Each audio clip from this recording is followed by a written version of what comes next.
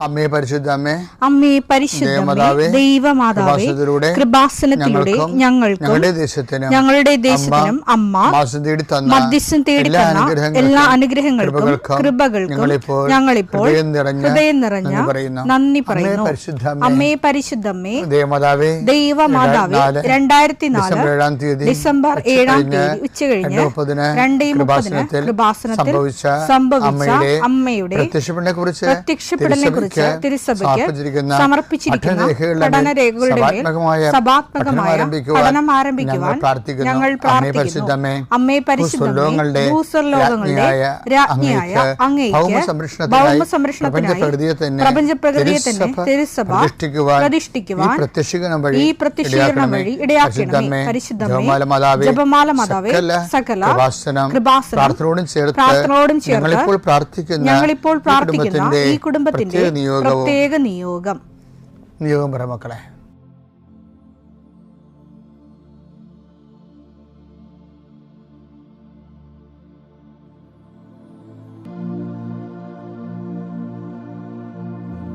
അമ്മയുടെ പ്രത്യക്ഷീകരണത്തിന്റെ ഈ അനുഗ്രഹവേളയിൽ ഞങ്ങൾക്ക് സാധിച്ചു തരുവാൻ കനിയണമേ. ആമേൻ. വിശ്വാസ പ്രമാണം.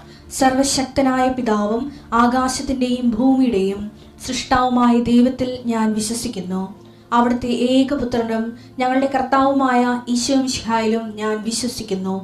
ഈ പുത്രൻ പരിശുദ്ധാത്മാവിനാൽ ഗർഭസ്ഥനായി കന്യകാമറിയത്തിൽ നിന്ന് പിറന്ന് പൊന്തിയോസ് പീലാത്തോസിന്റെ കാലത്ത് പീഡകൾ സഹിച്ച് കുരിശിൽ തറയ്ക്കപ്പെട്ട് മരിച്ച് അടക്കപ്പെട്ട് പാതാളങ്ങളിൽ ഇറങ്ങി മരിച്ചവരുടെ ഇടയിൽ നിന്ന് 3-ാം നാൾ ഉയർത്ത് സ്വർഗത്തിലേക്ക് എഴുന്നള്ളി സർവശക്തിയുള്ള പിതാവായ ദൈവത്തിന്റെ വലതുഭാഗത്തിരിക്കുന്നു. അവിടെ നിന്ന് ജീവിക്കുന്നവരെയും മരിച്ചവരെയും വിധിക്കുവാൻ വരുമെന്നും ഞാൻ വിശ്വസിക്കുന്നു. പരിശുദ്ധാത്മാവിലും ഞാൻ വിശ്വസിക്കുന്നു. വിശുദ്ധ കത്തോലിക്കാ സഭയിലും പുണ്യവാന്മാരുടെ ഐക്യത്തിലും പാപങ്ങളുടെ മോചനത്തിലും ശരീരത്തിന്റെ ഉയർപ്പിലും നിത്യമായ ജീവിതത്തിലും ഞാൻ വിശ്വസിക്കുന്നു. ആമേൻ. സുഖസ്ഥനായ ഞങ്ങളുടെ പിതാവേ, അങ്ങയുടെ നാമം പൂജിതമാകണമേ. അങ്ങയുടെ രാജ്യം വരണമേ. അങ്ങയുടെ തിരുമനസ് സ്വർഗത്തിലെ പോലെ ഭൂമിയിലും ആകണമേ. അന്നു വേണ്ടുന്ന ആഹാരം ഇന്ന് ഞങ്ങൾക്ക് തരണമേ. ഞങ്ങളോട് തെറ്റ് ചെയ്യുന്നവരോട് ഞങ്ങൾ ക്ഷമിക്കുന്നത് പോലെ ഞങ്ങളുടെ തെറ്റുകൾ ഞങ്ങളോടും ക്ഷമിക്കണമേ. ഞങ്ങളെ പ്രലോഭനത്തിൽ ഉൾപ്പെടുത്തരുതേ, തിന്മയിൽ ഞങ്ങൾ രക്ഷിക്കണമേ. ആമേൻ. നന്മ നിറഞ്ഞ മറിയമേ, സ്വസ്തി. കർത്താവ് അങ്ങയുടെ കൂടെ സ്ത്രീകളിൽ അങ്ങ് അനുഗ്രഹിക്കപ്പെട്ടവളാകുന്നു. അങ്ങയുടെ ഉദരത്തിൻ ഫലമായി ഈശോ അനുഗ്രഹിക്കപ്പെട്ടവനാകുന്നു. പരിശുദ്ധ മറിയമേ, തമ്പുരാന്റെ അമ്മേ, പാപികളായ ഞങ്ങൾക്ക് വേണ്ടി ഇപ്പോഴും ഞങ്ങളുടെ മരണസമയത്തും തമ്പുരാനോട് അപേക്ഷിക്കണമേ. ആമേൻ.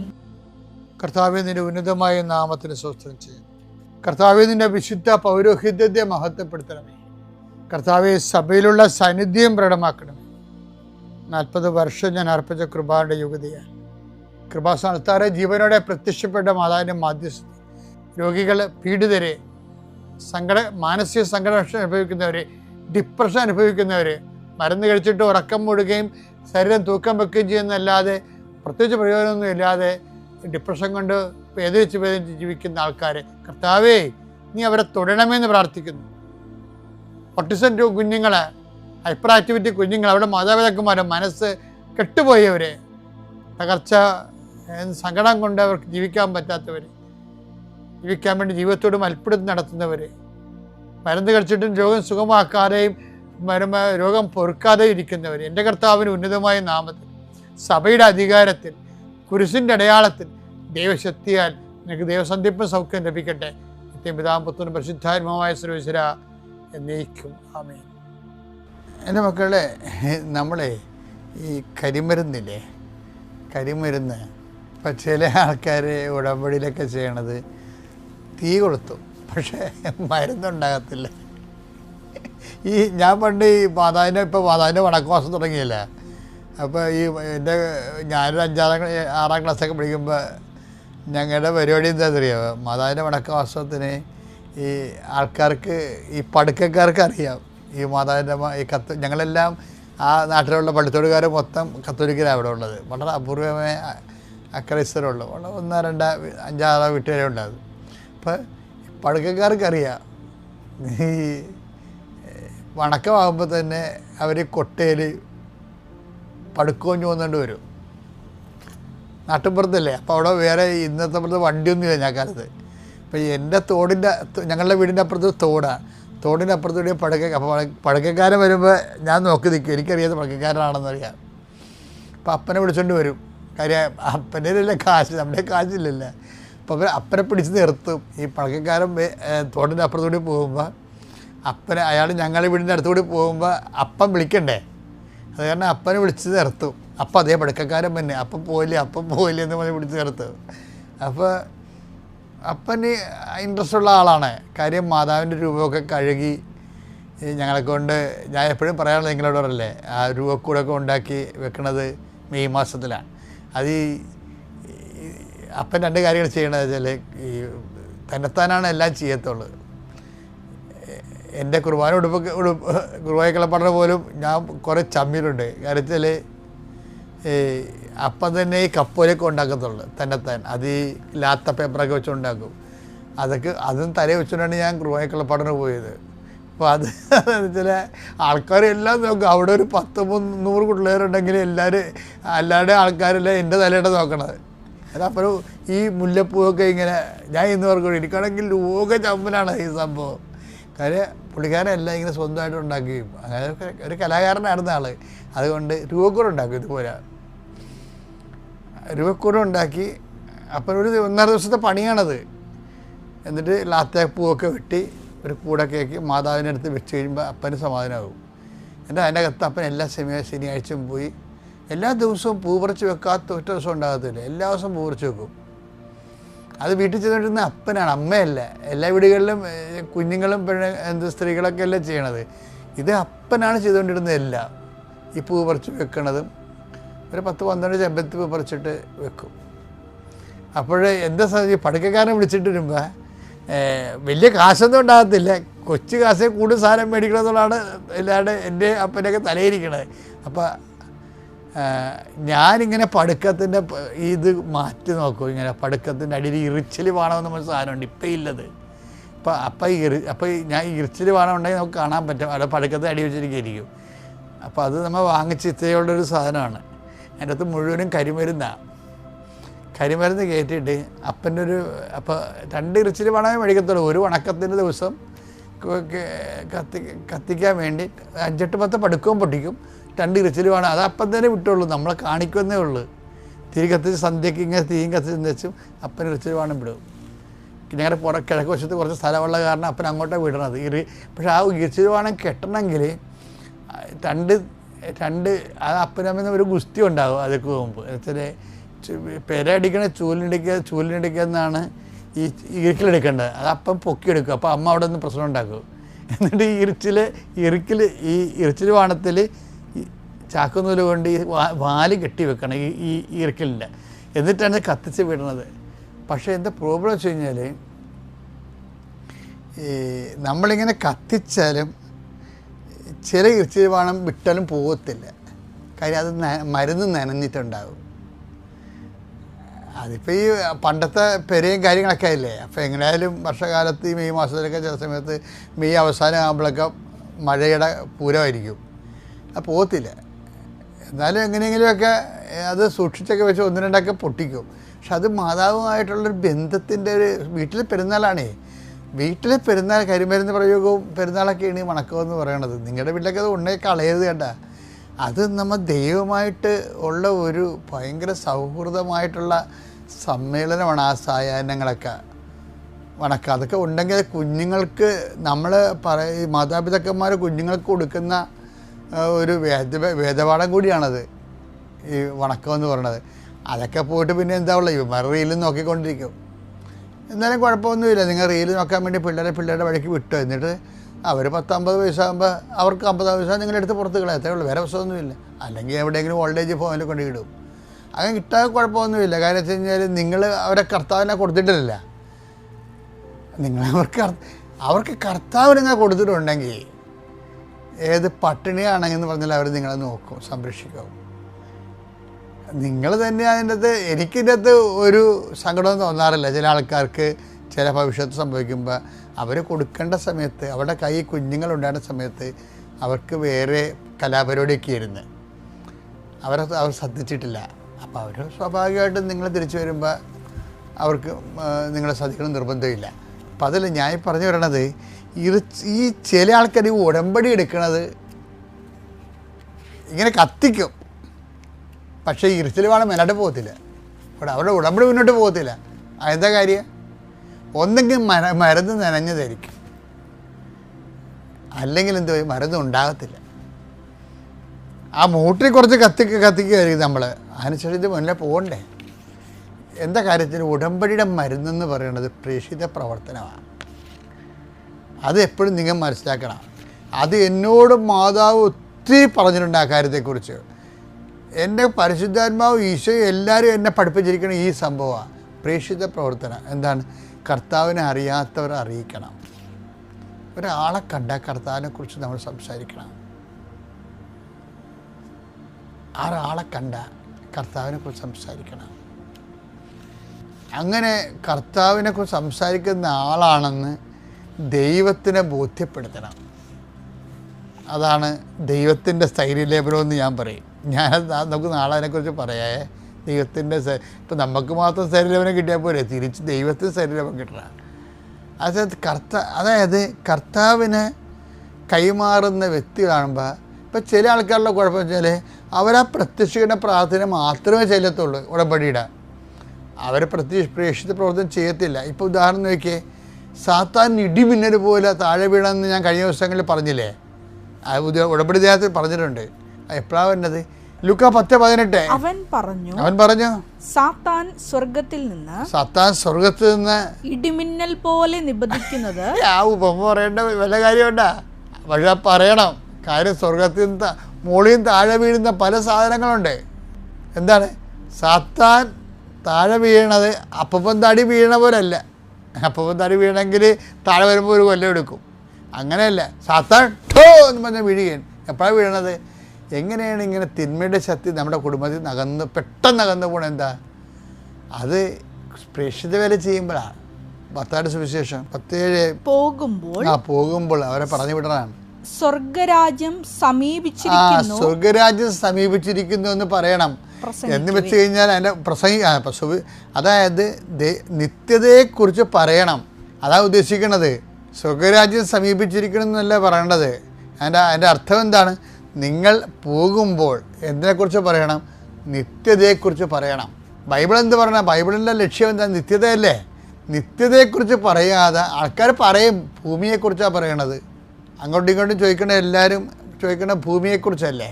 വല്ലതും പിള്ളേരായില്ലേ എന്ന് ചോദിക്കുന്നത് ഭൂമിയെക്കുറിച്ചല്ലേ ചോദിക്കണേ. കല്യാണം കഴിഞ്ഞിട്ട് 2 കഴിയുമ്പോൾ തന്നെ 2-3 മാസം കഴിയുമ്പോൾ തന്നെ ആയാന്ന് ചോദിച്ചുകൊണ്ടിരിക്കും. എന്താ? അത് ഭൂമിയെക്കുറിച്ചാണ് ചോദിക്കണേ. ജോലിയായ അത് ഭൂമിയെക്കുറിച്ചാണ് ചോദിക്കണേ. പ്രൊമോഷനായ അതും ഭൂമിയെക്കുറിച്ചാണ് ചോദിക്കണേ. ലൈഫിൻ്റെ വീട് കിട്ടിയ അതും എല്ലാം ജനങ്ങൾ മുഴുവൻ ചോദിക്കണ ഭൂമിയെക്കുറിച്ചാണ്. പക്ഷേ ഈശോ പറഞ്ഞാൽ എന്താണ്? നിങ്ങൾ സ്വർഗരാജ്യത്തെക്കുറിച്ച് ചോദിക്കണമെന്ന്, നിത്യതയെക്കുറിച്ച് ചോദിക്കണമെന്ന്. അതാണ് എൻ്റെ വ്യത്യാസം എന്ന് പറയണത്. നിത്യതയെക്കുറിച്ച് ചോദിക്കണം. അപ്പോഴാണ് യേശു ക്രിസ്തുവിൻ്റെ സ്വന്തം എന്ന് പറയണത്. കർത്താവിൻ്റെ സ്വന്തമായി കഴിഞ്ഞാൽ ഇവിടുത്തെ മെയിൻ പ്രോബ്ലം എന്താ? നമ്മുടെ ജീവിതത്തിൽ വരുന്ന നിങ്ങൾ കുറേ ഫങ്ഷനൊക്കെ ചെയ്യുന്നുണ്ട്, അതല്ല, ദൈവത്തിന് തോന്നണം നമ്മുടെ സ്വന്തം ആളാണെല്ലാം തോന്നണം. അതാണ് അതിൻ്റെ ഏറ്റവും വലിയ. നിത്യതയെക്കുറിച്ച് ചോദിക്കണം. അപ്പം അങ്ങനെ നമ്മൾ നിത്യതയെക്കുറിച്ചുള്ള മറ്റുള്ളവരെ ആത്മീയമായിട്ട് ക്രിസ്തുവിനെ വളർത്തുന്ന സുവിശേഷം വരെ ചെയ്താൽ സാത്താൻ ഇടിമിന്നൽ പോലെ താഴെ വീഴുമെന്ന്. തിന്മ അങ്ങനെ അകന്നു പോണത്. അപ്പം തിന്മ അകന്നു പോകാൻ വേണ്ടിയുള്ള മാർഗം എന്ന് പറയണത് ദൈവിക മാർഗം ഒന്ന് മാത്രമേ ഉള്ളൂ. അതെന്താണ്? ദൈവത്തെ, മറ്റുള്ളവർക്ക് ദൈവിക പദ്ധതികൾ. ആ ഉടമ്പടിയിലാണ് ഏറ്റവും കൂടുതൽ ഉള്ളത്. കാര്യം ഉടമ്പടി നമുക്ക് മുന്നോട്ട് പോകണമെങ്കിൽ സുവിശേഷ വേല ചെയ്യാതെ പറ്റത്തില്ല. എല്ലാ ദിവസവും ചെയ്യേണ്ടി വരും. അങ്ങനെ ചെയ്യുന്ന അനേകം മക്കളുണ്ട്. ഇന്നെല്ലാം ചോദിക്കുന്നുണ്ട്. ഇപ്പോൾ കൃപാസനത്തിൻ്റെ സാക്ഷ്യം നിങ്ങൾ കണ്ടില്ലേ? പകുതി മുക്കാലും നല്ല എഡ്യൂക്കേറ്റഡ് ആയിട്ടുള്ള ആൾക്കാരാണ് സാക്ഷ്യം പറയണില്ല. ഇപ്പോൾ 3 ഡോക്ടർമാരൊക്കെ ഒരുമിച്ച് കയറിയില്ലേ ഈ ദിവസങ്ങളിൽ? അതെന്താ? അവർക്ക് ബോധ്യപ്പെട്ടു ഇതിനെക്കുറിച്ച്, ഈ വിഷയത്തെക്കുറിച്ചോ. കാര്യം ഇതിനകത്ത് സുവിശേഷ വിഹിതമായ കാര്യങ്ങൾ മാത്രമേ ഉള്ളൂ, വേറെ ഒന്നുമില്ല. ആരുടെ പൊടിപ്പും തൊങ്ങലും കൊണ്ട് ഒരു സംഭവം ഫാബ്രിക്കേറ്റ് എടുത്തിരിക്കണമല്ല. ബൈബിള് കടഞ്ഞപ്പോൾ പൊങ്ങിയ എണ്ണയാണ് ഉടമ്പടി എന്ന് പറയുന്നത്. അത് കഴിക്കുന്നതിനൊക്കെ തെളിഞ്ഞ് വരും.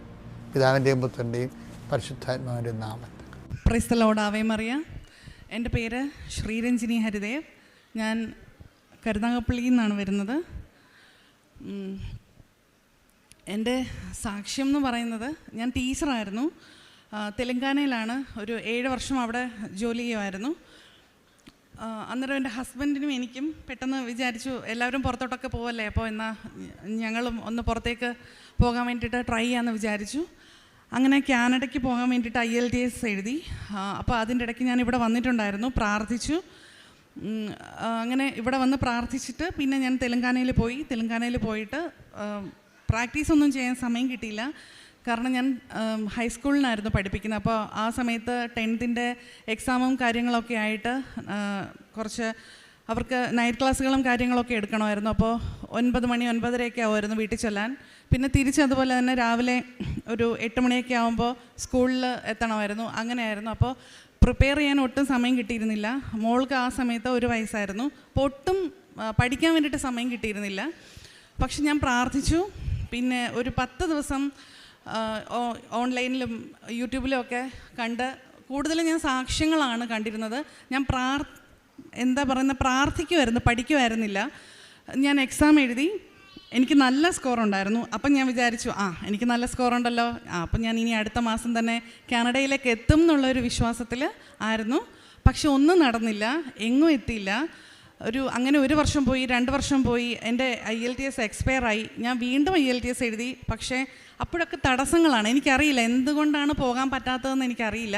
അപ്പം ഞാൻ മാതാവിനോട് പറഞ്ഞു, നിനക്ക് ആഗ്രഹമില്ല എന്നുണ്ടെങ്കിൽ എന്നെ വിടണ്ട, എനിക്ക് കാനഡയിൽ പോകണ്ട, താല്പര്യമില്ല എന്ന് വിചാരിച്ചിട്ട് ഞാനത് ഉപേക്ഷിച്ചു. അപ്പം ഞാൻ വീണ്ടും 2ാമത് പ്രഗ്നൻ്റായി. പിന്നെ പ്രഗ്നൻസി കാര്യങ്ങളൊക്കെ ആയിട്ട് ഞാനത് കംപ്ലീറ്റ്ലി വിട്ടു. അങ്ങനെ ഇരിക്കെ എൻ്റെ ഒരു ഫ്രണ്ടിൻ്റെ സ്റ്റാറ്റസ് ഞാൻ കണ്ടു. ഞാൻ സ്റ്റാറ്റസ് ഇടുന്ന ഒരാളാണ്, ട്രെയിൻ പോലെയാണ് എൻ്റെ സ്റ്റാറ്റസ്. അത് ഇവിടുത്തെ സാക്ഷ്യങ്ങളായാലും അല്ലാതെ എനിക്കിഷ്ടപ്പെടുന്ന എന്ത് കാര്യങ്ങളാണെങ്കിലും നിങ്ങൾക്ക് വേണമെങ്കിൽ കണ്ടാൽ മതി എന്നുള്ള രീതിയിലാണ് ഞാൻ എൻ്റെ സ്റ്റാറ്റസ്. അപ്പോൾ ഞാൻ ആരുടെയും സ്റ്റാറ്റസ് അങ്ങനെ കാണാറില്ല. പക്ഷേ അപ്രതീക്ഷിതമായിട്ട് എൻ്റെ ഒരു ഫ്രണ്ടിൻ്റെ സ്റ്റാറ്റസ് കണ്ടു. അപ്പോൾ എനിക്ക് മനസ്സിലായി ഇത് ഏതോ പുറം രാജ്യമാണെന്ന് മനസ്സിലായി. അപ്പോൾ ഞാൻ അതിനെ മെസ്സേജ് അയച്ചു, എവിടെയാണെന്ന് ചോദിച്ചപ്പോൾ പറഞ്ഞു ഞാൻ UK പറഞ്ഞു. എങ്ങനെ എത്തിയെന്ന് ചോദിച്ചപ്പോൾ പറഞ്ഞു ഞാൻ സ്റ്റുഡൻറ്റ് വിസയിലാണ് വന്നത്, നിനക്കും എന്തുകൊണ്ട് അങ്ങനെ ശ്രമിച്ചുകൂടാന്ന് ചോദിച്ചപ്പോൾ ഞാൻ പറഞ്ഞു എനിക്ക് ഓൾറെഡി 32 വയസ്സായി, ഞാൻ ഇനി സ്റ്റുഡൻ്റായിട്ടൊക്കെ ഇവിടെ ഹൈസ്കൂളിനും ഹയർ സെക്കൻഡറി ഒക്കെ പഠിപ്പിച്ചിട്ട് എങ്ങനെയാണെന്ന് ചോദിച്ചപ്പോൾ പറഞ്ഞു അപ്പം ഞാനും നിന്നെ പോലെ ടീച്ചറല്ലേ, ഞാൻ വന്നില്ലേ എന്ന് ചോദിച്ചു. അപ്പോൾ എനിക്കൊരു ധൈര്യമായി, പ്രോസസ്സിങ്ങും കാര്യങ്ങളൊക്കെ പറഞ്ഞു തന്നു. അപ്പം ഞാൻ പെട്ടെന്ന് മുട്ടുകുത്തിയിട്ട് മാതാവിനോട് പറഞ്ഞു, UK എന്ന് പറഞ്ഞൊരു സ്ഥലം എൻ്റെ സ്വപ്നത്തിലോ അല്ലെങ്കിൽ എൻ്റെ എക്സ്പെക്റ്റേഷനിലോ ഒന്നും ഉണ്ടാകാത്ത ഒരു സ്ഥലമാണ്. ഞാനവിടെ പോയി എന്താ ചെയ്യേണ്ടതെന്നും എനിക്കറിയില്ല. ശരി, ഇത് നീയായിട്ട് എനിക്ക് കാണിച്ചു തന്നതാണെന്ന് ഞാൻ വിശ്വസിക്കുന്നു. ശരി, ഞാൻ ഹസ്ബൻഡിനോട് പറയാമെന്ന് വിചാരിച്ചു. അടുത്ത ദിവസം എൻ്റെ ഹസ്ബൻഡ് കർണാടകയിലാണ് ജോലി ചെയ്യുന്നത്, ഞാൻ തെലങ്കാനയിലും. അദ്ദേഹം മന്ത്ലി വൺസ് ആണ് വരുന്നത്. അപ്പോൾ അന്ന് അദ്ദേഹം വിളിച്ചിട്ട് പറഞ്ഞു, അതായത് അദ്ദേഹത്തിൻ്റെ ഫ്രണ്ടിൻ്റെ വൈഫ് UK പോയി, ഫ്രണ്ടിൻ്റെ വൈഫ് UK പോയി എന്ന് പറഞ്ഞപ്പോൾ ഞാൻ പറഞ്ഞു എൻ്റെ ഫ്രണ്ടും പോയി. അപ്പോൾ അങ്ങനെ ഭയങ്കര ഒരു കോയിൻസിഡൻ്റ് ആയി. അവിടെ തുടങ്ങി ഞങ്ങളുടെ പ്രോസസ്സിങ്ങും കാര്യങ്ങളുമൊക്കെ. പ്രാർത്ഥിച്ചുകൊണ്ട് തുടങ്ങി, മുട്ടുകുത്തി തുടങ്ങി, പ്രത്യക്ഷീകരണ പ്രാർത്ഥന കണ്ടിന്യൂസ് ചൊല്ലാൻ തുടങ്ങി. എത്ര വട്ടം എന്ന് ചോദിച്ചാൽ എനിക്കറിയില്ല. പ്രത്യക്ഷീകരണ പ്രാർത്ഥന എത്രയോ ചൊല്ലി. അതിനൊന്നും കണക്കില്ല, സത്യം പറഞ്ഞാൽ കണക്കില്ലാത്ത പ്രാർത്ഥനയായിരുന്നു, മുട്ടുകുത്തി. അപ്പോൾ എനിക്ക് 2 മക്കളാണ്. എൻ്റെ മോന് 1 വയസ്സായിട്ടില്ല ആ സമയത്ത്. അവന് 4 മാസം 5 മാസം ആ പ്രായമാണ്. അവനെ കയ്യിൽ വെച്ചുകൊണ്ട് അവനെ ഫീഡ് ചെയ്തുകൊണ്ട് പ്രാർത്ഥിച്ചു. പിള്ളേരുടെ പേപ്പർ കറക്റ്റ് ചെയ്തുകൊണ്ട് പ്രാർത്ഥിച്ചു. എപ്പോഴും മുറിയിലൊക്കെ എനിക്ക് എവിടെയൊക്കെ വചനങ്ങൾ ഒട്ടിക്കാമോ അതെല്ലാം വചനങ്ങൾ ഒട്ടിച്ച്, കാണുന്നിടത്തെല്ലാം അടുക്കളയിലും എവിടെയാണെങ്കിലും ഞാൻ ഈവൻ എൻ്റെ സ്കൂളിൽ കബോർഡ് തുറക്കുമ്പോൾ എന്തെങ്കിലും ഒരു വചനം കാണാൻ വേണ്ടിയിട്ട് അവിടെ എല്ലാം വചനം ഒട്ടിച്ച് പ്രാർത്ഥിക്കാൻ തുടങ്ങി. അപ്പോൾ സ്കൂളിലെ ടീച്ചേഴ്സിനൊക്കെ ബ്രേക്ക് കിട്ടുന്ന സമയത്ത് ഞാൻ എവിടെയെങ്കിലും മാറിയിരുന്ന് പ്രാർത്ഥിക്കുമ്പോൾ അവർക്കൊക്കെ അത്ഭുതമായിരുന്നു, നീ എന്താ ചെയ്യുന്നത്? അപ്പം ഞാൻ പ്രാർത്ഥിക്കുവാണെന്ന് പറഞ്ഞു. തെലങ്കാനയാണ്, അവിടെ എല്ലാം കൂടുതലും ഹിന്ദുസും മുസ്ലിംസുമാണ്. അപ്പോൾ ഇങ്ങനെ മുട്ടുകുത്തിയിരുന്ന് പ്രാർത്ഥിക്കുക, അവർക്ക് നമ്മളോട് ബഹുമാനമാണ്, പക്ഷേ അത് നമ്മൾ അത്രയ്ക്ക് പ്രോത്സാഹിപ്പിക്കാത്തൊരു ഇതാണ്. എന്നിട്ടും എനിക്ക് അവിടെ എല്ലാം മാതാവ് പ്രാർത്ഥിക്കാനുള്ള ഒരു സ്ഥലവും കാര്യങ്ങളും ഒരുക്കി തന്നു. ഞാൻ വീണ്ടും IELTS എഴുതി, വീണ്ടും നല്ല മാർക്കുണ്ടായിരുന്നു. എന്താ പറ്റിയെന്ന് വെച്ചാൽ എൻ്റെ ഹസ്ബൻഡിൻ്റെ ഫ്രണ്ടിൻ്റെ വൈഫ് പോയ ഏജൻസി വഴി കണക്റ്റായി, എല്ലാ കാര്യങ്ങളും സ്മൂത്തായി, എല്ലാ കാര്യങ്ങളും വളരെ പെട്ടെന്നായിരുന്നു, എല്ലാം പ്രാർത്ഥിച്ചിട്ടാണ്. അപ്പോൾ എനിക്ക് മാതാവ് ഇങ്ങനെ സ്വപ്നത്തിൽ വരും. ഞാനപ്പോൾ ഹസ്ബൻഡിനോട് പറയുമ്പോൾ ഇങ്ങനെ ആദ്യം ഇങ്ങനെ വിശ്വസിക്കത്തില്ല. നിനക്ക് തോന്നുമായിരിക്കും, നിൻ്റെ മനസ്സിൽ എപ്പോഴും ഇങ്ങനെ നീ ഇത് തന്നെ ചിന്തിച്ചുകൊണ്ട് നടക്കുന്നതുകൊണ്ട് നിനക്ക് മാതാവ് വരുന്നതായിട്ട് തോന്നുമായിരിക്കും. പക്ഷെ അല്ല, എനിക്ക് എൻ്റെ അടുത്ത് മാതാവ് വന്ന് എന്തൊക്കെയോ സംസാരിക്കും. അതൊക്കെ ഒരാഴ്ച കഴിയുമ്പോൾ 2 ആഴ്ച കഴിയുമ്പോൾ അത് അതുപോലെ തന്നെ നടക്കും.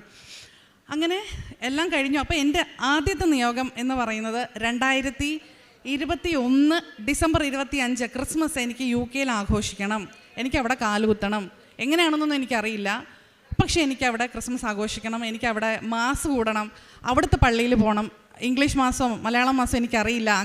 അങ്ങനെ പ്രാർത്ഥിച്ചു. അത്ഭുതമെന്ന് അല്ല, അതിനപ്പുറം എന്തെങ്കിലും ഒരു വാക്കുണ്ടെങ്കിൽ പറയട്ടെ. എൻ്റെ ടിക്കറ്റും കാര്യങ്ങളും ഒക്കെ പറയുകയാണെങ്കിൽ ഡിസംബർ 24 എന്നുള്ള ഡേറ്റിനാണ് വന്നത്. ഞാൻ ഡേറ്റ് ഇട്ട് പ്രാർത്ഥിച്ചതാണ്. അപ്പോൾ കറക്റ്റ് ഡിസംബർ 23-ാം തീയതി ഞാൻ വണ്ടി കയറി. 24-ാം തീയതി UK എൻ്റെ ഇമിഗ്രേഷൻ ക്ലിയർ ചെയ്തിട്ട് ഞാൻ സമയം നോക്കുമ്പോൾ ഡിസംബർ 25-ാം തീയതി 12:02 എന്നാണ് കാണിക്കുന്നത്. അപ്പോൾ ക്രിസ്മസ് ആണ്. ഞാനവിടെ കാലുകുത്തി. അപ്പം ഞാൻ അവിടെ മുട്ടുകുത്തിയിട്ട് ആ ഇമിഗ്രേഷൻ എൻ്റെ ആ പെട്ടിയും കാര്യങ്ങളും ഒക്കെ ഉണ്ട്, അത് ക്ലിയർ ചെയ്തിട്ട് ഞാൻ അവിടെ മുട്ടുകുത്തിയിട്ട് ഞാൻ കരയുവാണോ ചിരിക്കുവാണോ എന്ന് എനിക്കറിയില്ല. ഞാൻ UK ഞാൻ ഒറ്റയ്ക്കാണ്. ഞാൻ ഫ്ലൈറ്റിൽ ഓടി നടന്ന് ഛർദ്ദിക്കുമായിരുന്നു. ഞാൻ ബസ്സിൽ ഒക്കെ പോയാൽ എനിക്ക് കൂടുതൽ ഛർദ്ദിക്കുന്ന ഒരാളാണ്. ഞാൻ ഒറ്റയ്ക്ക് ഭയങ്കര പേടിയാണ്. അങ്ങനെയുള്ള ഞാൻ ഓടി നടന്ന് ഫ്ലൈറ്റിൽ ഛർദ്ദിക്കുവാണ്. ആൾക്കാരൊക്കെ നോക്കുവാണ്. അത്രയും ധൈര്യം എനിക്ക് തന്നു. ഞാൻ ഒറ്റയ്ക്ക് അവിടെ എത്തി. എന്നെ മാതാവ് എത്തിച്ചു എന്ന് വേണം പറയാൻ. പിന്നെ എനിക്ക് അവിടെ തൊട്ട് മാതാവ് കണക്ട് ചെയ്ത് തരുന്ന ആൾക്കാരെല്ലാം യേശുവിൽ മാതാവിൽ വിശ്വസിക്കുന്ന ആൾക്കാരാണ്. എനിക്ക് താമസിക്കാൻ കിട്ടിയ ഒരു ഫാമിലി അധികം മാതാവിനെ അത്രയധികം സ്നേഹിക്കുന്ന, വിശ്വസിക്കുന്ന, ഡെയിലി മുട്ടുകുത്തി പ്രാർത്ഥിക്കുന്ന ഒരു കുടുംബത്തോടൊപ്പമാണ് കിട്ടിയത്. അവർ നേഴ്സാണ്. അതിൻ്റെ ഹസ്ബൻഡും ഒരു കുഞ്ഞുമാണുള്ളത്. അപ്പോൾ അവിടെയും എനിക്ക് ചെന്ന് കയറുന്നതും ഞാൻ കാണുന്നത് അവർ ഉറങ്ങി, പക്ഷേ അവിടെ മെഴുകുതിരി കത്തിച്ച് വെച്ചിരിക്കുന്നു. അപ്പോൾ എനിക്ക് അവിടെ മുട്ടുകുത്താൻ പറ്റി. ഞാൻ പ്രാർത്ഥിക്കുന്നതിനൊന്നും അവർക്ക് പ്രശ്നമില്ല. അപ്പോൾ ഇനി അടുത്ത ഹെഡലെന്ന് പറയുന്ന ഒരു പ്രോബ്ലം എന്ന് പറയുന്നത് എനിക്കൊരു ജോലി വേണം. എനിക്ക് ടീച്ചിങ് അല്ലാതെ ഒരു ജോലിയും അറിയത്തില്ല. എന്തായാലും UK ചെന്നിട്ട് നമ്മുടെ ഈ ഇംഗ്ലീഷൊക്കെ കൊണ്ട് അവിടുത്തുകാരെ ഇംഗ്ലീഷ് പഠിപ്പിക്കേണ്ട ആവശ്യമില്ല. അപ്പോൾ എന്ത് ജോലിയും എനിക്ക് ചെയ്യണം. അപ്പോൾ അവിടെ ചെന്നിട്ട് സാധാരണ ആൾക്കാർക്ക് 3, 4, 5 മാസം കഴിഞ്ഞാലും ജോലി കിട്ടത്തില്ല. അങ്ങനെ ഒരാഴ്ച വീട്ടിലിരുന്നപ്പോൾ ഞാനിങ്ങനെ പല ആൾക്കാരോടും ചോദിക്കാൻ തുടങ്ങി. ആ വീട്ടിൽ താമസിക്കുന്ന ആൾക്കാരും, അതായത് പിന്നെ എൻ്റെ ഹസ്ബൻഡിൻ്റെ ഫ്രണ്ടും ഒക്കെ കൂടെ ചേർന്ന് എല്ലാവരും തരുന്ന ഒരാളുടെ നമ്പറാണ്, ജിജോ എന്ന് പറയുന്ന അദ്ദേഹത്തിൻ്റെ നമ്പറാണ്. അദ്ദേഹത്തിനെ കോണ്ടാക്ട് ചെയ്തു. അപ്പോൾ ശരി, ഇത് കെയർ ഹോമിലേക്ക് ആൾക്കാരെ വിടുന്ന ഏജൻസി ആണെന്ന് പറഞ്ഞു. എനിക്ക് ഒരു ഐഡിയ ഇല്ല. പക്ഷെ ഞാൻ പോയി 1-2 കെയർ ഹോമിൽ ആദ്യത്തെ ഒരു 1-2 ഷാഡോ ഷിഫ്റ്റ് കഴിഞ്ഞു. എനിക്കൊന്നും മനസ്സിലായില്ല. അപ്പോൾ എന്നോട് അദ്ദേഹം ചോദിച്ചു, നീ എല്ലാം പഠിച്ചോ? ഞാൻ എല്ലാം പഠിച്ചു എന്ന് പറഞ്ഞു. പക്ഷെ എനിക്കൊന്നും അറിയത്തില്ല. എന്തോ ഒരു വിശ്വാസത്തിൽ എല്ലാം ഓക്കെ എന്ന് പറഞ്ഞു. അടുത്ത ദിവസം തൊട്ട് ഷിഫ്റ്റിന് വിടാൻ തുടങ്ങി. ഞാൻ പെട്ടു. എനിക്ക് ഒന്നും അറിയത്തില്ല. പിന്നെ അവിടെ നിൽക്കുന്ന ആൾക്കാരുടെ സഹായത്തോടു കൂടി ചോദിച്ച് പഠിക്കാൻ തുടങ്ങി. 2 ദിവസം കഴിഞ്ഞപ്പോൾ കംപ്ലൈൻ്റ് ആയി, ഇവൾക്കൊന്നും അറിയില്ല, ഇവൾക്കിത് ചെയ്യാൻ പറ്റില്ല എന്ന് എൻ്റെ മാനേജറോട് ഞാൻ പോയ 2 കെയർ ഹോമിലെ ആൾക്കാർ പറഞ്ഞപ്പോൾ അദ്ദേഹം പറഞ്ഞു, ഇങ്ങനെയാണെങ്കിൽ പറ്റില്ല കേട്ടോ, നീ പഠിച്ചു എന്ന് പറഞ്ഞിട്ടല്ലേ നിന്നെ വിട്ടേ. ഞാൻ പറഞ്ഞു, ഇനി ഞാൻ പഠിച്ചോളാം എന്ന് പറഞ്ഞു. വീണ്ടും ഇങ്ങനെ കെയർ ഹോമിൽ പോയി. എനിക്ക് അറിയില്ല, ആരെങ്കിലും ഒരാൾ നമ്മളെ പഠിപ്പിച്ചാലല്ലേ നമുക്ക് ജോലി പഠിക്കാൻ പറ്റൂ. അങ്ങനെ പഠിപ്പിക്കാൻ ആരും ഇല്ല അവിടെ. നമ്മൾ കണ്ടും കേട്ടും പഠിക്കേണ്ട കാര്യമാണ്. അപ്പോൾ അദ്ദേഹം പിന്നെ എന്നെ ഡ്യൂട്ടിക്ക് വിളിക്കാതെയായി. 1 ആഴ്ച 2 ആഴ്ച ആയപ്പോഴത്തേക്ക് എനിക്ക് ടെൻഷനായി. കാരണം അവിടെ നിൽക്കണമെങ്കിൽ അവിടെ വാടക കൊടുക്കണം. നമ്മുടെ നാട്ടിലെ പോലെയല്ല, നല്ല ഭീമമായിട്ടുള്ള വാടകയാണ്. അപ്പോൾ അതിനനുസരിച്ച് നമുക്ക് ജോലി കിട്ടിയെങ്കിൽ മാത്രമേ പറ്റത്തുള്ളൂ. ഫുഡ് കാര്യങ്ങൾ, വീട്ടിൽ നമ്മുടെ ഉണ്ടായിരുന്ന ഗോൾഡും കാര്യങ്ങളും ഒക്കെ നമ്മൾ പണയം വെച്ചിട്ട് ആണ് വന്നത്. അപ്പോൾ ബാങ്കിലെ കാര്യങ്ങളുണ്ട്, പേഴ്സണൽ ലോണുണ്ട്. ഹസ്ബൻഡ് പെട്ടെന്ന് കയറി വരാമെന്നുള്ള രീതിയിൽ ഹസ്ബൻഡിൻ്റെ ജോലിയും കളഞ്ഞിട്ട് നിൽക്കുവാണ്. അപ്പോൾ എനിക്ക് വേറെ ആശ്രയം കാര്യങ്ങളൊന്നുമില്ല. അപ്പോൾ എനിക്ക് ജോലി വേണം. അപ്പം ഞാൻ കരയാൻ തുടങ്ങി, പ്രാർത്ഥിക്കാൻ തുടങ്ങി. അപ്പോൾ ഈ 2 ആഴ്ച സത്യം പറഞ്ഞാൽ UK ചെന്ന് കഴിഞ്ഞപ്പോൾ ഞാൻ പ്രാർത്ഥിച്ചില്ല, ഞാൻ മറന്നു മാതാവിനെ. അപ്പോൾ വീണ്ടും ഞാൻ മാതാവിനെ വിളിച്ചിട്ട് പറഞ്ഞു, മാതാവേ നീ പറഞ്ഞിട്ടല്ലേ ഞാനിവിടെ വന്നത്, അപ്പോൾ പിന്നെ എന്താ എനിക്ക് ജോലിയൊന്നും കിട്ടാത്തത്? എനിക്കിവിടെ പഠിപ്പിക്കാൻ പറ്റില്ല എന്ന് എനിക്കറിയാം. പറ്റും, ഇപ്പോഴല്ല, കുറച്ച് കഴിയുമ്പോൾ. അപ്പം ഞാൻ സ്റ്റുഡൻ്റാണ്, ഞാൻ കോളേജിൽ വരുന്നുണ്ട്. ഒരു ദിവസം കോളേജിൽ പോയിട്ട് വരണമെങ്കിൽ തന്നെ എനിക്ക് 12,000-15,000 രൂപ ഒരു ദിവസമാണ്. 3-3.5 മണിക്കൂർ ഞാൻ ട്രെയിനിൽ പോകണം. അപ്പോൾ അങ്ങനെയൊക്കെ കയ്യിലുണ്ടായിരുന്ന പൈസ ജോലി കുറച്ച് ദിവസം ചെയ്ത പൈസയൊക്കെ അങ്ങനെ പോവുകയാണ്. വാടക കൊടുക്കാറായി, എൻ്റെ കയ്യിൽ പൈസ ഇല്ല. അപ്പോൾ മാതാവ് ശക്തമായിട്ട് എന്നോട് തോന്നിപ്പിക്കുകയാണ് ഈ മാനേജറെ ഒന്നും കൂടെ വിളിക്കാൻ. ഞാൻ വിളിച്ചു. അപ്പോൾ അദ്ദേഹം വലിയ താല്പര്യം, നല്ല മനുഷ്യനാണ്, ജിജോ എന്നാണ് പേര്, നല്ല മനുഷ്യനാണ്. അപ്പോൾ അദ്ദേഹം പക്ഷേ ആദ്യം താല്പര്യമില്ലാതെ പറഞ്ഞു, ഡ്യൂട്ടി ഉണ്ട്, പക്ഷേ നിന്നെ എങ്ങനെയാണ് വിടുന്നേ, എല്ലായിടത്തും കംപ്ലൈൻ്റ് അല്ല, ഇപ്പം എന്താ ചെയ്യുന്നേ, പിന്നെ അത്യാവശ്യമാണെങ്കിൽ ദൂരെയാണ്, വളരെ ദൂരെയാണ്. അദ്ദേഹത്തിന് അറിയാം ഞാൻ ട്രാവൽ ചെയ്യില്ല, കാറിൽ ഇരിക്കുമ്പോൾ ഒക്കെ ഛർദ്ദിച്ചാണ് പോകുന്നത്. 2-3 കവറൊക്കെ ആയിട്ടാണ് UK ഞാൻ ജോലിക്ക് പോകുന്നത്. അതിൽ ഛർദ്ദിക്കും, എവിടെയെങ്കിലും കൊണ്ടുപോയി കളയാം, എങ്ങനെയാണ്. അപ്പോൾ ഇദ്ദേഹത്തിനറിയാം ഞാൻ പോയില്ല, ഇത്രയും ദൂരെ ആയതുകൊണ്ടെന്ന് പറഞ്ഞു. അപ്പോൾ ഇദ്ദേഹം പറഞ്ഞു, ദൂരെയാണ്, നിനക്ക് തനിയെ പോകാമെങ്കിൽ പൊയ്ക്കോ, ഞാൻ ടാക്സി ഒന്നും വിടില്ല, സ്വന്തം കാശിൽ പോകണം, അത് ഹാഫ് ഡേ ആണെന്ന് പറഞ്ഞു. ഹാഫ് ഡേ എന്ന് പറഞ്ഞാൽ രാവിലെ 8 മണി തൊട്ട് ഉച്ചയ്ക്ക് 2 മണി വരെ. എൻ്റെ കയ്യിൽ കാശില്ല ടാക്സിക്ക് കൊടുക്കാൻ. പക്ഷെ ഞാൻ പറഞ്ഞു ഞാൻ പോകാമെന്ന് പറഞ്ഞു. പൈസ ഇല്ല, ഡ്രൈവർക്ക് എങ്ങനെ കാശ് കൊടുക്കുമെന്ന് എനിക്കറിയത്തില്ല, ഞാൻ പോകാമെന്ന് പറഞ്ഞു. മാതാവ് പറഞ്ഞു നീ പോകുമെന്ന് പറയുന്നത് പോലെ എനിക്ക് ഫീൽ ചെയ്യുന്നത്. ഞാൻ പ്രാർത്ഥിച്ചു, പ്രത്യക്ഷീകരണ പ്രാർത്ഥന കുത്തി ചൊല്ലി ഫ്രഷായിട്ട് വന്നപ്പോഴത്തേക്ക് ടാക്സി വന്നു, ഞാൻ കയറി. അപ്പോൾ ഇദ്ദേഹം മലയാളിയാണ്, ഇദ്ദേഹവും ക്രിസ്ത്യാനിയാണ്. ഇവിടെ വന്ന കാര്യങ്ങളും മാതാവിനോടുള്ള പ്രാർത്ഥനയും കാര്യങ്ങളും അദ്ദേഹം പറയുന്നുണ്ട്. പോകുന്ന വഴിക്ക് മാതാവിൻ്റെ ഒരു ഗ്രോട്ടോ കണ്ടപ്പോൾ ഞാൻ പറഞ്ഞു എനിക്ക് അവിടെ ഇറങ്ങണം, എനിക്കവിടെ മുട്ട് കുത്തണമെന്ന് പറഞ്ഞപ്പോൾ അദ്ദേഹം പറഞ്ഞു ഈ മുള്ളിലോ ഈ കല്ലിലോ നീ ഇവിടെയാണോ മുട്ട് കുത്താൻ പോകുന്നത്? ഞാൻ പറഞ്ഞു സാരമില്ല, എനിക്കവിടെ മുട്ട് കുത്തണം എന്ന് പറഞ്ഞു. ഞാനവിടെ മുട്ട് കുത്തി പോയി. കുറച്ച് ദൂരെ, നല്ല ദൂരമുണ്ട്, ഒരു 30-35 മിനിറ്റ് കാറിൽ പോയി. അവിടെ ഞാൻ ഡ്യൂട്ടി ചെയ്യുകയാണ്. എനിക്കറിയാം ഇവിടെ സംഭവിക്കാൻ പോകുന്നത് മറ്റുള്ള കെയർ ഹോമിലൊക്കെ സംഭവിച്ചതുപോലെ തന്നെയാണ്. ഞാൻ ഒന്നും ചെയ്യാൻ പോകുന്നില്ല, എനിക്കറിയാം. ഞാനവിടെ പോയി. പക്ഷേ എന്തോ എന്നെക്കൊണ്ട് ആരോ ചെയ്യിപ്പിക്കുന്നത് പോലെ ഞാൻ എന്തൊക്കെയോ ചെയ്തു. അവിടെയുള്ള ഇംഗ്ലീഷുകാരെ കാണിക്കാൻ വേണ്ടിയിട്ട് തന്നെ ഞാൻ ജോലി ചെയ്തു. ഭയങ്കര എനിക്കെല്ലാം അറിയാമെന്നുള്ള രീതിയിൽ ഞാൻ നിന്നു. ഹാഫ് ഡേ ആണ്. ഒരു 2-3 മണിക്കൂർ കഴിഞ്ഞപ്പോഴത്തേക്ക് അവിടെയുള്ള ആൾക്കാരൊക്കെ വന്നിട്ട് എന്നോട് സംസാരിക്കാൻ തുടങ്ങി, പരിചയപ്പെടാൻ തുടങ്ങി. എന്നിട്ട് അവിടുത്തെ ഡെപ്യൂട്ടി മാനേജർ എന്നോട് ചോദിച്ചു, ഹാഫ് ഡേ ആണ് വിളിച്ചത്, ബുദ്ധിമുട്ടാവില്ലെങ്കിൽ ലോങ് ഡേ നിൽക്കാമോ എന്ന് ചോദിച്ചു. അതായത് രാവിലെ 8 മണി തൊട്ട് രാത്രി 8 മണി വരെ. ഞാൻ വളരെ സന്തോഷത്തോടെ പറ്റും എന്ന് പറഞ്ഞു. അപ്പോൾ ടാക്സി ഉച്ചയ്ക്ക് വരും, അദ്ദേഹത്തിന് കാശ് കൊടുക്കണം, എൻ്റെ കാശില്ല. അദ്ദേഹത്തിന് ഞാൻ വിളിച്ചിട്ട് പറഞ്ഞു ചേട്ടാ രാത്രി 8 മണി വരെയാണ് ഡ്യൂട്ടി, 8:15 ആകുമ്പോഴത്തേക്ക് വരാമോ, അപ്പോഴത്തേക്ക് ഞാൻ പൈസ തരാമെന്ന് പറഞ്ഞു. ഇവിടെ നമുക്ക് കെയർ ഹോമിൽ വീക്ക്ലിയാണ് ശമ്പളം, ആ ദിവസം കിട്ടില്ല. പക്ഷേ രാത്രി എങ്ങനെ പൈസ കൊടുക്കുമെന്ന് എനിക്കറിയില്ല. അദ്ദേഹം വരാമെന്ന് പറഞ്ഞു. ഒരു 6 മണിയായപ്പോൾ അവിടുത്തെ ഡെപ്യൂട്ടി മാനേജർ വീണ്ടും വന്നിട്ട് ചോദിച്ചു, നിനക്ക് നാളെയും കൂടി വരാൻ പറ്റുമോ, നിൻ്റെ ഏജൻസിയിൽ നിന്ന് വേറെ ആരും വേണ്ട, നീ തന്നെ മതി എന്ന് പറഞ്ഞു. അപ്പം ഞാൻ പറഞ്ഞു എനിക്ക് തിരിച്ചു പോകാൻ പറ്റത്തില്ല, എൻ്റെ അവസ്ഥ ഇതാണ് എന്ന് പറഞ്ഞു. അപ്പോൾ ഇങ്ങനെയൊക്കെയാണ്, എനിക്ക് ഡ്രസ്സും കാര്യങ്ങളൊന്നും ഇല്ല, പക്ഷേ എനിക്ക് ഇരിക്കാനൊരു കസേരയും, ഞാൻ അവിടെ ഇരുന്ന് ഉറങ്ങിക്കോളാം, എനിക്കൊരു കോർണർ തന്നാൽ എനിക്കൊന്ന് മുട്ടുകുത്താൻ കുറച്ച് സ്ഥലം തന്നാൽ മതി എന്ന് പറഞ്ഞു. അപ്പോൾ ഡെപ്യൂട്ടി മാനേജർ ഇംഗ്ലീഷുകാരിയാണ്, അവരെന്നെ നോക്കിയിട്ട് 2 മിനിറ്റ് ഇങ്ങനെ തന്നെ നോക്കിക്കൊണ്ടിരുന്നു. അപ്പോൾ പെട്ടെന്ന് എനിക്ക് ഓർമ്മ വന്നു, 2 ആഴ്ച മുമ്പ് ഞാൻ സ്വപ്നം കണ്ടിരുന്നു, ഒരു സ്ത്രീ എൻ്റെ അടുത്ത് വരുന്നതായിട്ടും എനിക്കെന്തോ തരുന്നതായിട്ടും ഞാൻ സ്വപ്നം കണ്ടിരുന്നു. അതെന്താണെന്ന് എനിക്ക് അപ്പം ഞാൻ മറന്നു വരുന്നു. അപ്പോൾ എനിക്ക് പെട്ടെന്ന് എന്തോ സംഭവിക്കാൻ പോവാണെന്ന് തോന്നി. ഇവർ പോയി തിരിച്ചൊരു 10 മിനിറ്റ് കഴിഞ്ഞ് വന്നിട്ട് എൻ്റെ കയ്യിലൊരു കീ കൊണ്ട് തന്നിട്ട് പറഞ്ഞു, ഇത് നിൻ്റെ റൂമിൻ്റെ കീ ആണ്, ഇവിടെ നിനക്ക് നിൽക്കാം, ഇവിടെ നിന്ന് നിനക്ക് ജോലി ചെയ്യാമെന്ന് പറഞ്ഞു. എനിക്കത് എങ്ങനെയാണ് പറയേണ്ടതെന്ന് അറിയത്തില്ല. ജോലി ഇല്ലാതിരുന്ന ഞാൻ ഹാഫ് ഡേ തെണ്ടി മേടിച്ച ഷിഫ്റ്റ്, ആ ഹാഫ് ഡേ പിന്നെ ഫുൾ ഡേ ആയി, അടുത്ത ദിവസത്തേക്കുള്ള ഷിഫ്റ്റായി. ഇപ്പം വേണ്ട അവിടെ നിന്ന് ജോലി ചെയ്യാം എന്നുള്ള രീതിയിൽ എനിക്ക് ഒരു കീ കൊണ്ട് തരുവാണ്, എല്ലാ സൗകര്യങ്ങളോടും കൂടി, ഫുഡും കാര്യങ്ങളൊക്കെ ഉണ്ട്. അവിടെ നിന്നു ഞാൻ ഒരു ദിവസം പോലും ഷിഫ്റ്റ് ഇല്ലാത്ത ഞാൻ അവിടെ നിന്ന് അവരെന്നെ പഠിപ്പിക്കാൻ തുടങ്ങി ഓരോ കാര്യങ്ങൾ, ഹോയിസ്റ്റ് ചെയ്യുന്നത്. അവർക്കതൊന്നും എന്നെ പഠിപ്പിക്കേണ്ട ആവശ്യമില്ല. അപ്പോഴത്തേക്ക് എനിക്ക് വെക്കേഷനായി. അപ്പോൾ എനിക്ക് 4 ദിവസം ജോലി ചെയ്യാം. ഇവർക്ക് അറിയില്ല ഞാൻ സ്റ്റുഡൻ്റ് ആണെന്ന് അറിയില്ല. കാരണം അവിടുത്തെ റൂൾ അനുസരിച്ച് സ്റ്റുഡൻസിന് 20 മണിക്കൂർ മാത്രമേ ജോലി ചെയ്യാൻ പറ്റൂ. വെക്കേഷൻ ആണെങ്കിൽ 4 ദിവസവും ഞാൻ ജോലി ചെയ്യാൻ തുടങ്ങി. അപ്പോൾ എപ്പോഴും ഒരു സാഹചര്യത്തിൽ എനിക്ക് ഞാൻ എന്നോട് അമ്മ പറയുകയാണ്, നീ അവരോട് പറയും നീ സ്റ്റുഡൻ്റ് ആണെന്ന് എന്ന് പറയുകയാണ്. അപ്പോൾ എൻ്റെ കെയർ ഹോമിലെ ആൾക്കാരൊക്കെ പറയുന്നുണ്ട്, നീ പറയരുത്, നീ സ്റ്റുഡൻ്റ് ആണെന്ന് പറയരുത്, കാരണം പറഞ്ഞു കഴിഞ്ഞാൽ പോലീസിൽ ഏൽപ്പിക്കും, നീ പോവും, പിടിയിലാവും, നിനക്ക് നാട്ടിൽ പോകേണ്ടി വരും എന്നൊക്കെ ഇവർ പറയുന്നുണ്ട്. പക്ഷേ എന്തോ ഞാൻ ഒരു ദിവസം രാത്രിയിൽ ഈ ഡെപ്യൂട്ടി മാനേജറെ ഡ്യൂട്ടി കഴിഞ്ഞിട്ട് പോകാൻ നേരത്തെ അവരുടെ കയ്യിൽ പിടിച്ചിട്ട് പറഞ്ഞു, എനിക്ക് നിങ്ങളോട് സംസാരിക്കണം. എന്താണെന്ന് ചോദിച്ചു. വന്നിരുന്നു. അപ്പം ഞാൻ പറഞ്ഞു ഞാൻ സ്റ്റുഡൻ്റ് ആണ് എന്ന് പറഞ്ഞപ്പോൾ ഇവരുടെ മുഖം മൊത്തത്തിൽ മാറി. നീ പറഞ്ഞില്ലല്ലോ. ഞാൻ പറഞ്ഞു ഞാൻ കള്ളം പറഞ്ഞതല്ല, എനിക്ക് വെക്കേഷനാണ്, അപ്പോൾ എനിക്ക് 4 ദിവസം ജോലി ചെയ്യാൻ പറ്റും. അപ്പം ഞാൻ 4 ദിവസമല്ല ജോലി ചെയ്യുന്നത്, അതിൽ കൂടുതലും ഉള്ള ഷിഫ്റ്റല്ല എടുക്കാം. അങ്ങനെയാണ്, കാരണം എനിക്ക് ജോലി പഠിക്കണം, എനിക്ക് അവിടെ നിൽക്കണം. അതിനിടയ്ക്ക് എൻ്റെ ഹസ്ബൻഡ് വന്നു. ഹസ്ബൻഡ് വന്നിട്ട് ഞങ്ങൾ വേറൊരു സ്ഥലത്തേക്ക് താമസമൊക്കെ മാറി. അതൊക്കെ പെട്ടെന്ന് ഇതിൻ്റെ ഇടയ്ക്ക് സംഭവിക്കുന്നുണ്ട്.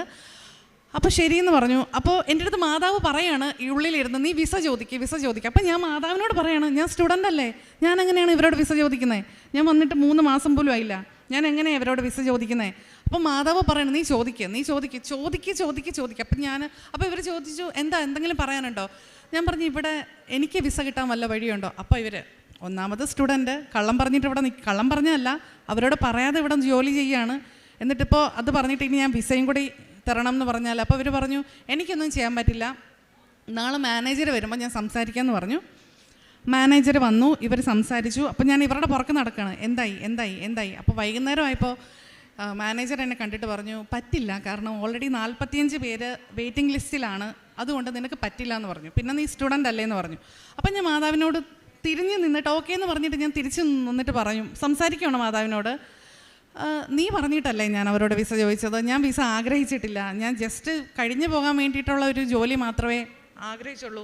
എൻ്റെ കോഴ്സ് കഴിഞ്ഞിട്ട് എനിക്ക് ഏതെങ്കിലും സ്കൂളിൽ കയറണം എന്നാണ് വിചാരിച്ചത്, നീ പറഞ്ഞിട്ടല്ലേ ഞാൻ ഈ വിസ ചോദിച്ചേ എന്ന് പറഞ്ഞിട്ട് പറഞ്ഞു. ഞാനങ്ങ് പോയി. അപ്പോൾ ഡെപ്യൂട്ടി മാനേജർ തിരിച്ചു വന്നിട്ട് പറഞ്ഞു, അയാൾ അങ്ങനെയൊക്കെ പറയും, പക്ഷേ എനിക്ക് നിന്നെ വേണം, ഞാൻ അതുകൊണ്ട് നിനക്ക് വേണ്ടിയിട്ട് മെയിൽ അയക്കാൻ പോവാണെന്ന്. അപ്പോൾ എനിക്കത് വിശ്വസിക്കാൻ പറ്റിയില്ല. ഒന്നുമല്ലാത്ത എന്നെ, വെറും പൂജ്യമായിട്ടുള്ള എന്നെ വേറെ ആർക്കൊക്കെയോ വേണം എന്ന് പറഞ്ഞിട്ട് എനിക്ക് വേണ്ടിയിട്ട് ഇവർ റെക്കമെൻഡ് ചെയ്യാൻ പോവാണെന്ന്. അത് മാതാവ് എനിക്ക് വേണ്ടിയിട്ട് റെക്കമെൻഡ് ചെയ്യിപ്പിക്കുന്ന പോലെ അങ്ങനെ ഇവർ മെയിൽ അയക്കാൻ തുടങ്ങി. പക്ഷേ മാനേജറും എനിക്ക് വേണ്ടിയിട്ട് മെയിൽ അയക്കാൻ തുടങ്ങി. 1 മാസം കഴിഞ്ഞപ്പോൾ മാനേജർ വിളിച്ചിട്ട് പറഞ്ഞു, നിന്നെ അറസ്റ്റ് ചെയ്യാൻ ഇപ്പോൾ പോലീസ് വരികയാണെന്ന്. ഞാൻ പേടിച്ചു. ഞാൻ എന്താ തെറ്റ് ചെയ്തതെന്ന് ചോദിച്ചപ്പോൾ പറഞ്ഞു, വെറുതെ പറഞ്ഞാണ്, നിൻ്റെ വിസ അപ്രൂവ് ആയിട്ടുണ്ട്, നിനക്ക് വിസ തരാൻ ഇവിടെ ഉള്ള ഞങ്ങളുടെ ഉന്നത ഉദ്യോഗസ്ഥർ റെഡിയാണ്. എങ്ങനെ സംഭവിച്ചു എന്നറിയില്ല, പക്ഷേ അവർ ഓക്കെ പറഞ്ഞു എന്ന് പറഞ്ഞു. എനിക്ക് വിശ്വസിക്കാൻ പറ്റിയില്ല. ഞാൻ ഈ സമയങ്ങളൊക്കെയും ഞാൻ പ്രത്യക്ഷീകരണ പ്രാർത്ഥന ചൊല്ലുന്നുണ്ട്, മുട്ടുകുത്തുന്നുണ്ട്. എൻ്റെ ഞങ്ങൾ ഹിന്ദുക്കളാണ്, പക്ഷേ ഞാൻ 5 വർഷം ഞാൻ ക്രിസ്ത്യൻ സ്കൂളിലാണ് പഠിച്ചത്. അപ്പോൾ എനിക്ക് ആ ഒരു സ്പാർക്ക് അവിടെ നിന്നേ കിട്ടിയതാണ്, എൻ്റെ 1ാം ക്ലാസ് തൊട്ട് കിട്ടിയതാണ്. ഞാൻ പള്ളിയിൽ പോകും, മുട്ടുകുത്തും. അപ്പോൾ എൻ്റെ ഹസ്ബൻഡിനും എൻ്റെ അച്ഛനും അമ്മയ്ക്കും ഒന്നും ഒരു പ്രശ്നമില്ല. കല്യാണം കഴിച്ചതിന് ശേഷം ഞാൻ ഈ മെഴുകുതിരിയും പ്രാർത്ഥനയൊക്കെ ആയിട്ടിരിക്കുമ്പോൾ ഹസ്ബൻഡിനെ വിളിച്ചിട്ട്, ഹസ്ബൻഡിനെ ഇഷ്ടമാണ് പ്രാർത്ഥിക്കാൻ, ഞങ്ങൾ 2 പേരും കൂടിയാണ് പ്രാർത്ഥിക്കുന്നത്. അങ്ങനെ എന്താ പറ്റിയെന്ന് ചോദിച്ചാൽ അവർ പറഞ്ഞു, അടുത്ത ദിവസം ഇൻ്റർവ്യൂവിന് വരാൻ പറഞ്ഞു. ശരി പറഞ്ഞു. ഞാൻ വീട്ടിൽ പോവാണ്. അപ്പോൾ പോകാൻ നേരത്ത് ഡെപ്യൂട്ടി മാനേജർ കുറച്ച് പേപ്പർ കൊണ്ട് തന്നിട്ട് പറഞ്ഞു, ഈ ക്വസ്റ്റ്യൻസ് ഒക്കെയാണ് നാളെ ചോദിക്കുന്നത്, ഇത് മാത്രം പഠിച്ചിട്ട് വന്നാൽ മതിയെന്ന്. ഞാൻ പറഞ്ഞു, ചീറ്റിംഗ് അല്ലേ, എനിക്ക് ഇങ്ങനെ പഠിക്കേണ്ടെന്ന് പറഞ്ഞപ്പോൾ അവർ പറഞ്ഞു, ഒരു ചീറ്റിങ്ങും ഇല്ല, ഇത് കിട്ടാൻ വലിയ ബുദ്ധിമുട്ടാണ്, നിനക്ക് ഫ്രീ വിസയാണ് കിട്ടാൻ പോകുന്നത്. സത്യമാണ്, എൻ്റെ കൂടെയുള്ള ആൾക്കാരും എനിക്ക് പരിചയമുള്ള ആൾക്കാരും അല്ലേ 12-15 ലക്ഷം കൊടുത്ത് എടുത്ത് വിസയാണ് എനിക്ക് ഫ്രീ ആയിട്ട് മാതാവ് കയ്യിൽ വെച്ച് തരാൻ പോകുന്നത്.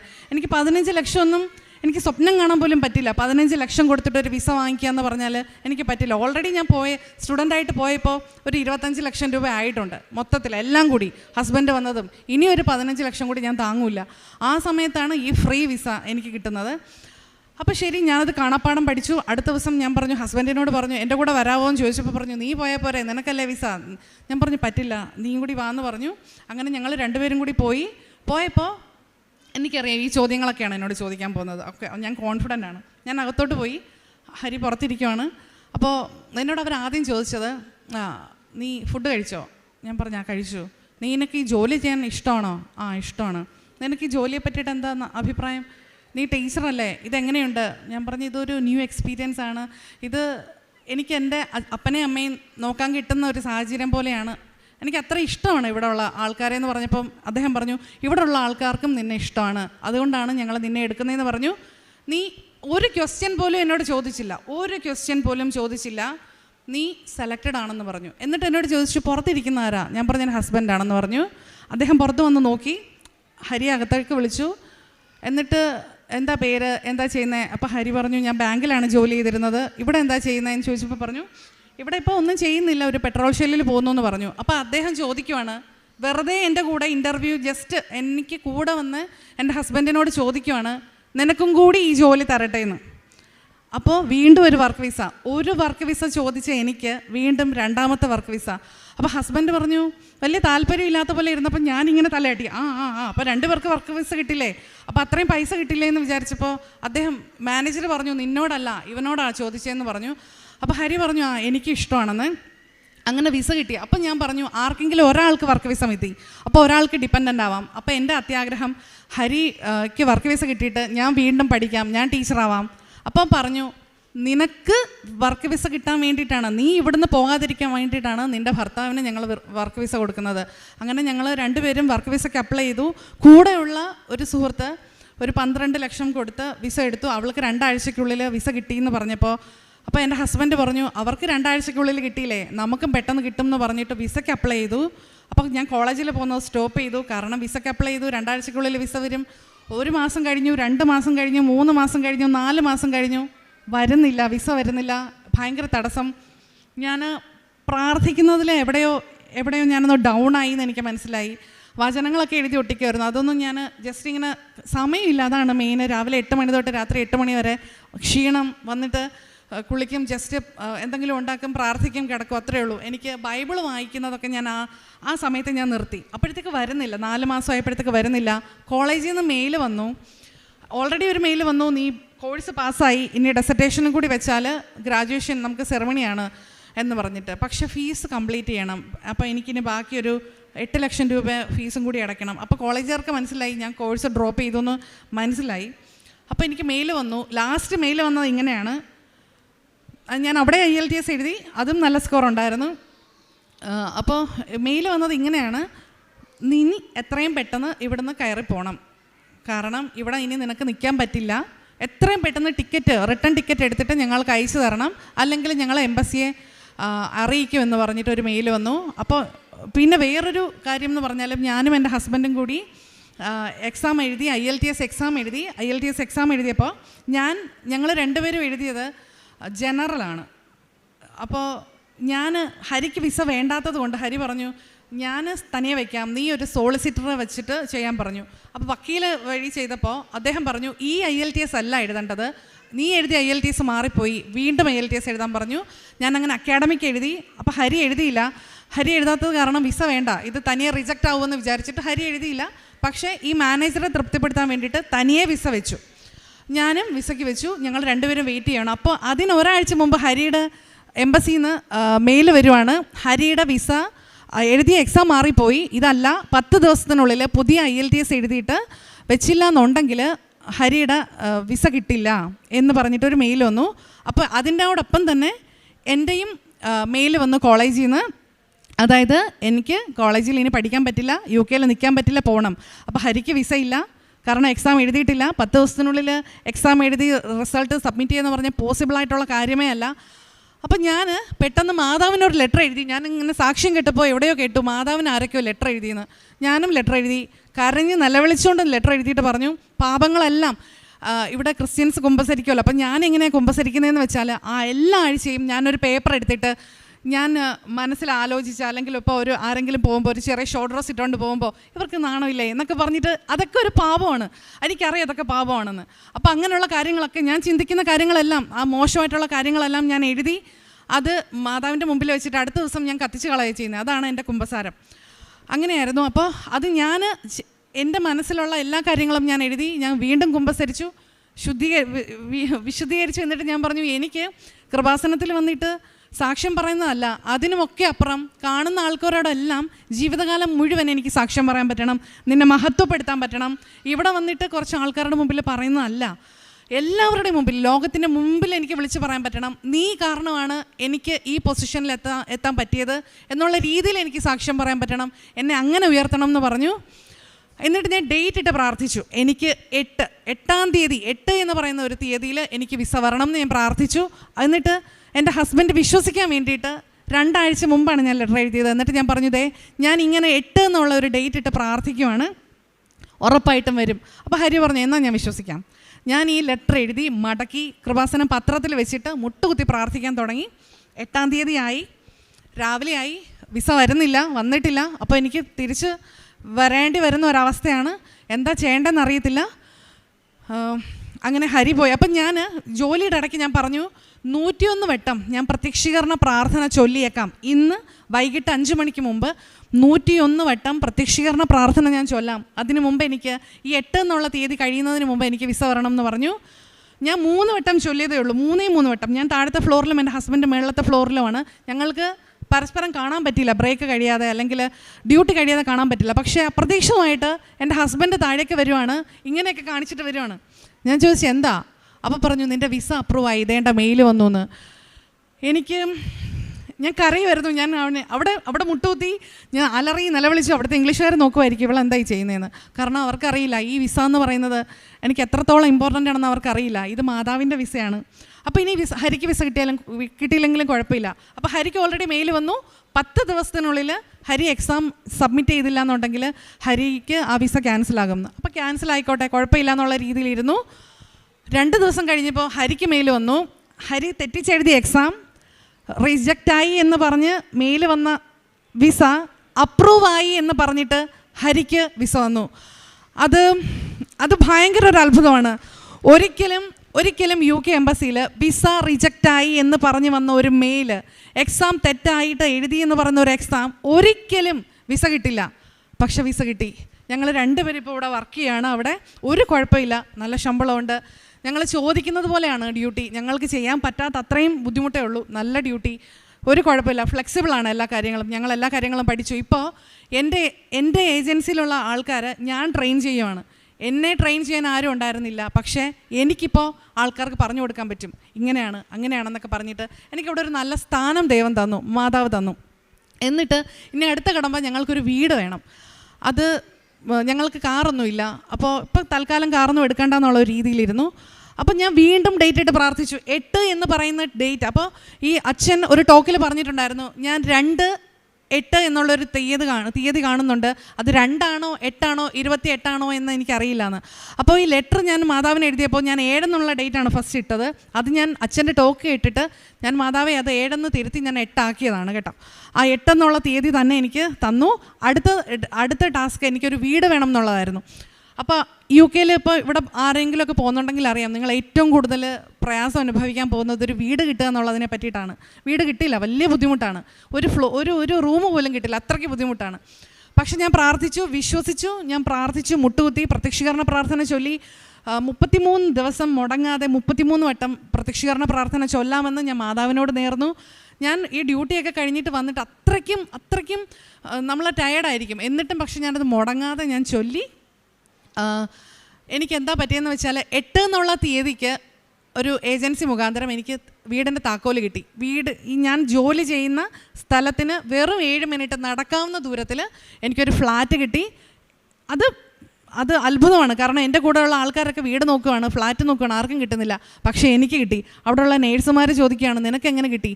ഞാൻ പറഞ്ഞു ഇത് എൻ്റെ മിടുക്ക് കൊണ്ടൊന്നുമല്ല, എൻ്റെ മാതാവിൻ്റെ അനുഗ്രഹം കാരണം മാത്രമാണ് എന്ന് പറഞ്ഞിട്ട് ഞാൻ ഇവരോട് മാതാവിനെ പറ്റിയിട്ട് പറയാൻ തുടങ്ങി. അവിടുത്തെ ഇംഗ്ലീഷുകാരോട്, സിംബാബ്വേക്കാരോട്, ആഫ്രിക്കക്കാരോട്, ഈജിപ്തിൽ നിന്നൊക്കെ വന്ന ആൾക്കാരോട് ഞാൻ മാതാവിനെ പറ്റിയിട്ട് പറയുവാണ്.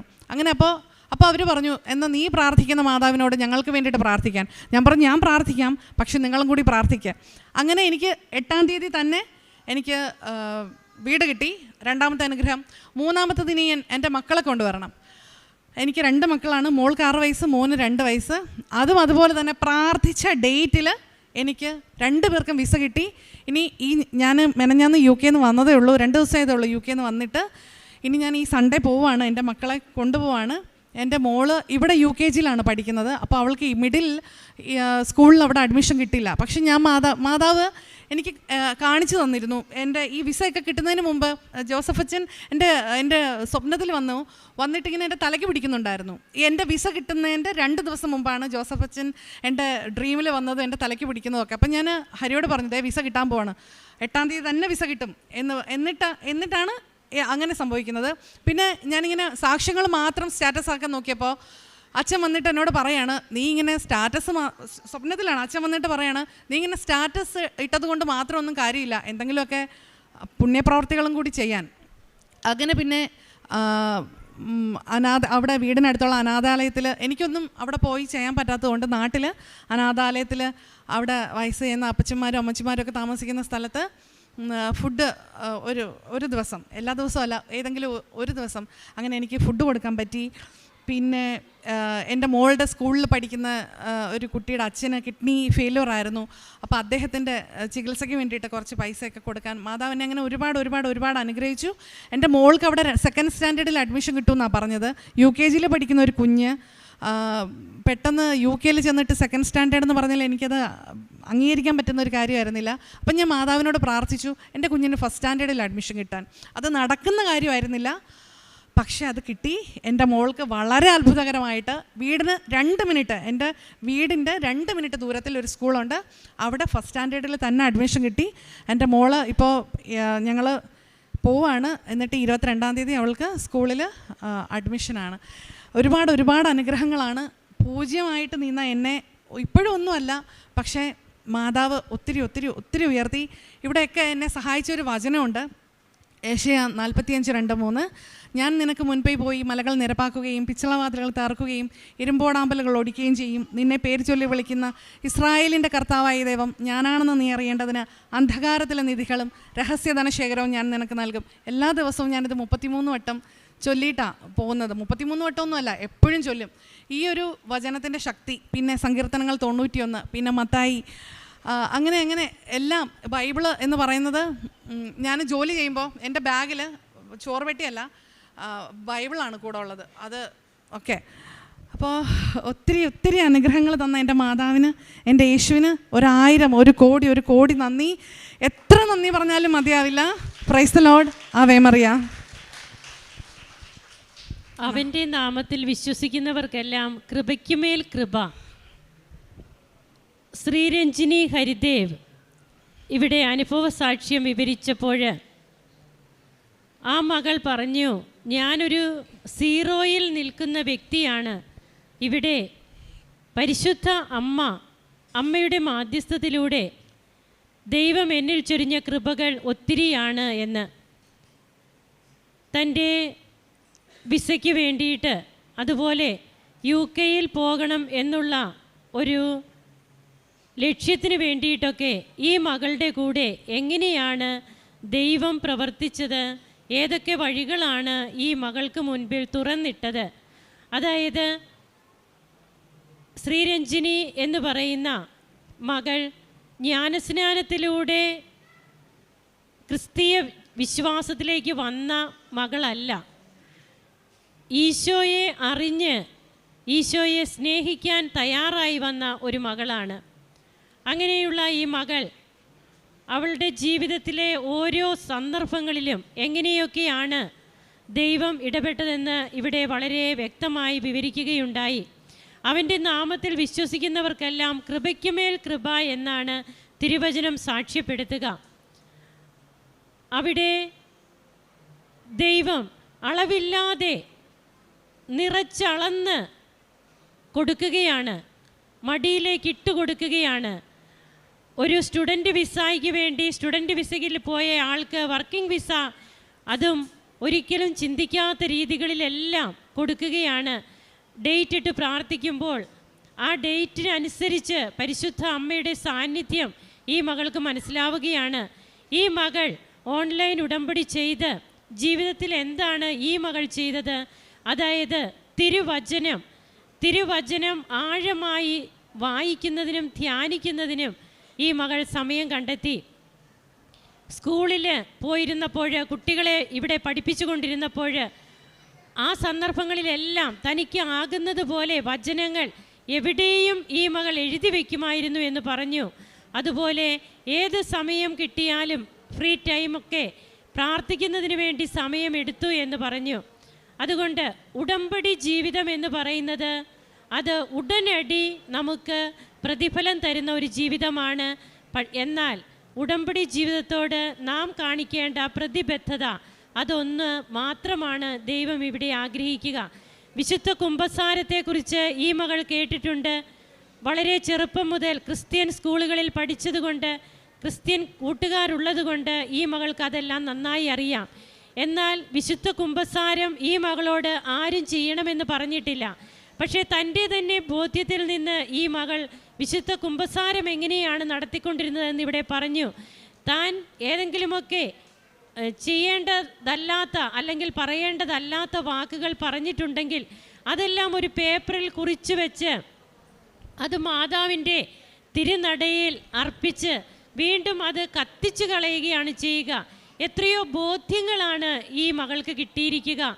അപ്പോൾ ഇത്രയേറെ കൃപകൾ നൽകി അവരുടെ കുടുംബ ജീവിതത്തെ ഒത്തിരിയേറെ അനുഗ്രഹിച്ച് ഇന്ന് UK-യിൽ സന്തോഷത്തോടെ താമസിക്കുവാനായിട്ടുള്ള ഒരിടം ഒരുക്കിക്കൊടുത്ത, അവിടെ എടുക്കുന്ന ജോലി ഏറ്റവും വിശ്വസ്തയോടെ ചെയ്യുവാനായിട്ടും ഏറ്റവും അർപ്പണബോധത്തോടെ ചെയ്യുവാനുമായിട്ടാണ് ഈ മകൾ ശ്രമിച്ചുകൊണ്ടിരിക്കുക.